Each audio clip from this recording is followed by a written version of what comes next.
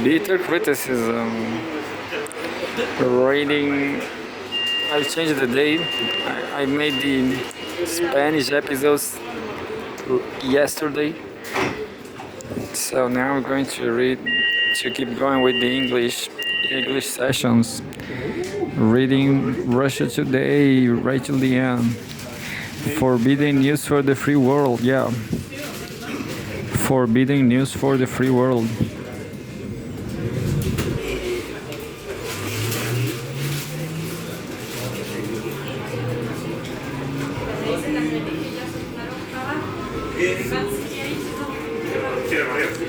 This is not a Russian news, a news about Russia,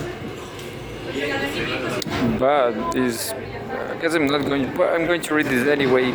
About this from Russia Today. So, February 5th, Home World News.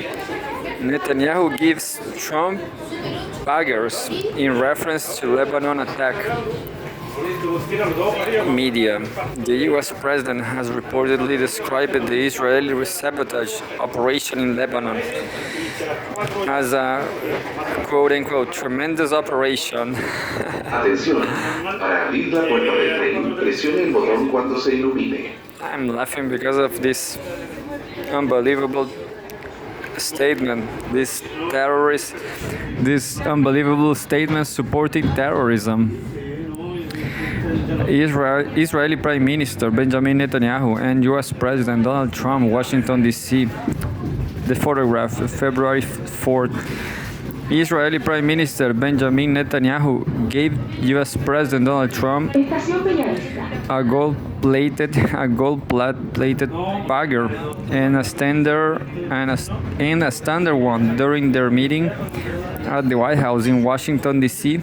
on Tuesday, according to Israeli media. The gift is an apparent reference to Israel's covert sabotage operation in Lebanon. Trump reacted to Netanyahu's gift by calling the Israeli attacks a quote-unquote tremendous operation, media reports claim it. In return, he gave Netanyahu a signed photograph of their meeting with the message, "To Bibi, a great leader." Bibi. Oh, what a crap. Thousands of baggers, primarily used by Hezbollah militants, exploded simultaneously in Lebanon as parts of Syria. In parts of Syria on September 17. The following day, hundreds of walkie-talkies detonated in a similar wave of blasts. The attacks reportedly resulted in at least 42 fatalities, including 12 civilians, and injured over 3,500, including women and children. The operation was widely attributed to Israeli intelligence agency Mossad and perceived as a preemptive strike. In the aftermath, Israel intensified its military campaign in Lebanon, culminating in the assassination of longtime Hezbollah leader Hassan Nasrallah in a September 27 airstrike on Beirut. In November, Netanyahu publicly acknowledged for the first time that Israeli intelligence was behind the sabotage. His spokesperson later confirmed that the Prime Minister had personally approved the bagger operation. Netanyahu is the first foreign leader to visit the White House since Trump's return to office. Their discussions focus on Middle Eastern affairs, including the state of the ceasefire between Israel and Hamas in Gaza. Israeli newspaper Israel Hayom quoted a diplomatic source at the meeting as saying, quote, "The relationship between Netanyahu and Trump has never been stronger or closer," end quote. At a joint press conference following the talks, Trump announced plans for the U.S. to assume control of the enclave and rebuild it. He also reiterated his position that Palestinians should be resettled outside of Gaza.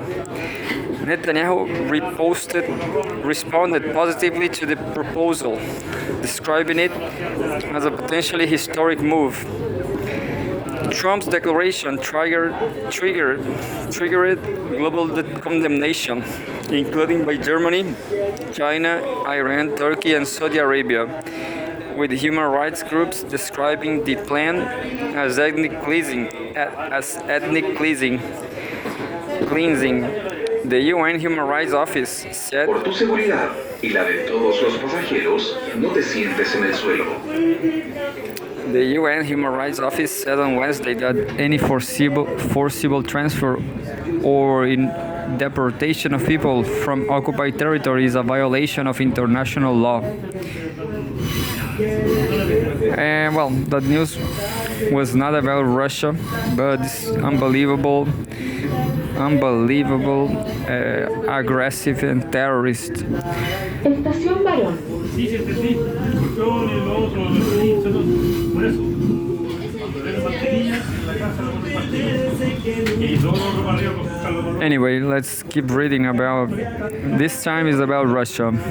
What happened in Russia? February 5th, 2025. Home, Russia and former Soviet Union. Moscow welcomes Trump's stance on Kiev's NATO bid. The US president earlier said he understands Russia's position that Ukraine should not be part of the military bloc. And there's a photograph. Russian Foreign Minister Sergei Lavrov.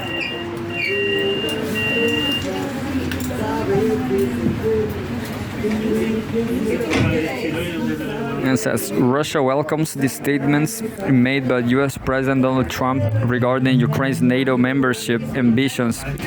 Foreign Minister Sergei Lavrov has said Trump is the first Western leader to admit that it was wrong to support Kiev's plans to join the military bloc, the diplomat said on Wednesday.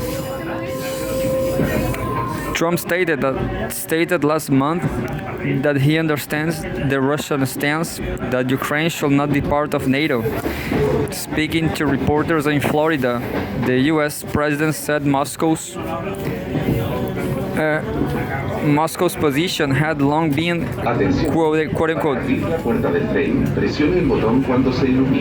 quote unquote written in stone, but that his predecessor Joe Biden had ignored it, which contributed to the current conflict. Quote, somewhere along the line, Biden said, Ukraine, they should be able to join NATO. Well, then Russia has somebody right to their doorstep, and I can understand their feelings about that, Trump added.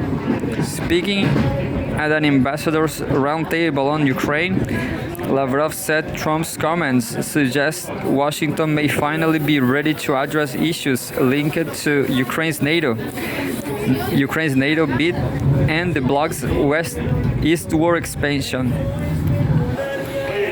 Quote, President Trump bluntly said that one of the main mistakes was drawing Ukraine into NATO, and that if he had been in power the past 4 years, the conflict will not have happened, Lavrov noted. Quote, for the first time a Western leader, the leader of the entire Western world, uttered these words, which we welcome because for the first time the problem of NATO was identified as something that the US is ready to discuss seriously, end quote. He added. Lavrov reiterated Moscow's stance that Ukraine's NATO aspirations were a root cause of the current conflict, saying that warnings not to encourage these aspirations either fell on deaf ears or were met with quote-unquote duplicity and quote-unquote hypocrisy by Western politicians. Quote, the root cause is the conscious long-term desire and practical steps of the West to create direct military threats to Russia or on our borders, on the territory of Ukraine, and drawing it with NATO. We have raised this issue repeatedly, demanding NATO honor its pledge not to expand eastward, But all was in vain, Lavrov said. He suggested Trump's remarks could signal a shift in U.S. policy, which he called crucial, as, quote, Washington is the one who will ultimately make Puertas puede provocar retraso. Respeta la alarma de cierre y colabora con un mejor viaje para todos. Washington, quote, Washington is the one who will ultimately make the decisions regarding Ukraine's NATO membership. Moscow has long opposed Ukraine's NATO aspirations, insisting any settlement of the ongoing conflict must include Kiev's neutrality and demilitarization. Ukraine, however, considers its membership a strategic foreign and security policy objective and has recently claimed that it sees its admission to the US-led military bloc as a security guarantee to agree to a ceasefire with Moscow. While NATO last year declared that Ukraine was on an quote unquote irreversible path to joining the bloc, its members warned that Kiev will have to meet certain conditions first, such as resolving the conflict with Moscow.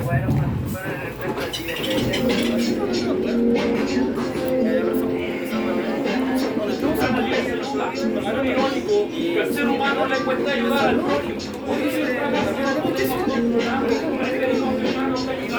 Y luego subirlo fuerte para humillarlo y burlarnos más después para castigarnos. Este mundo te puede me paso tu fortuna por el mismo sitio que me paso tu casa. Ponerte un bimblín no te convierte en capo. I don't know what is Eurovision, but look, February 5th, 2025, home Russia and former Soviet Union. Russia's rival to Eurovision will be free of perversion, Lavrov. I don't even know what Eurovision is.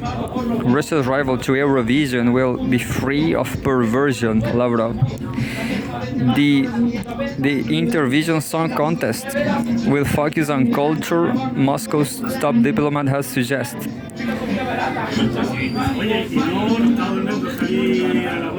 What I don't understand is why this TV show musical program is so popular. In my opinion, music is dead. It will never, because all music is dead. All kind of music have been done. Russia's newly revived Intervision Song Contest, an alternative to Eurovision, will be free of quote-unquote censorship and quote-unquote perversion, Foreign Minister Sergei Lavrov has said. The top diplomat made the comment on Wednesday while extending an invitation to the event to representatives of foreign diplomatic missions in Moscow.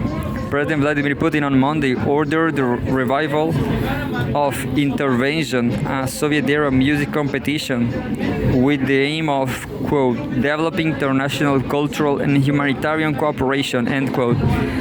The event is scheduled to take place in Moscow this autumn. The, quote-unquote, unique musical expo will, quote, provide opportunity for all countries without any censorship to showcase their best musical traditions.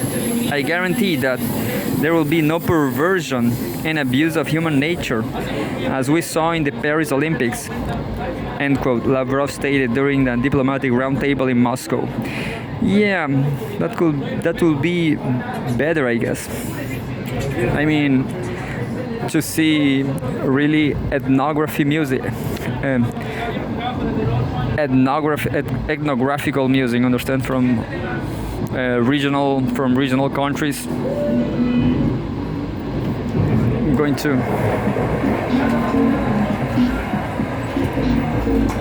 Estación Miramar. Día a día, arrancando de la policía. Eso dice.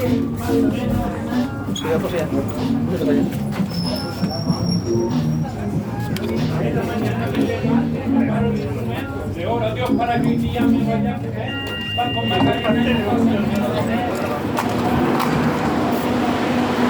A little bit better than hip hop. I don't like it. I don't like rap. I mean, yeah, it's hard.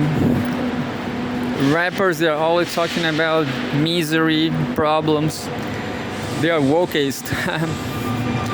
But what I mean is, yeah, if I never saw Eurovision, you know, but definitely ethnographical music, like, who knows, music from the countryside of ethnic groups, understand, from all over the world.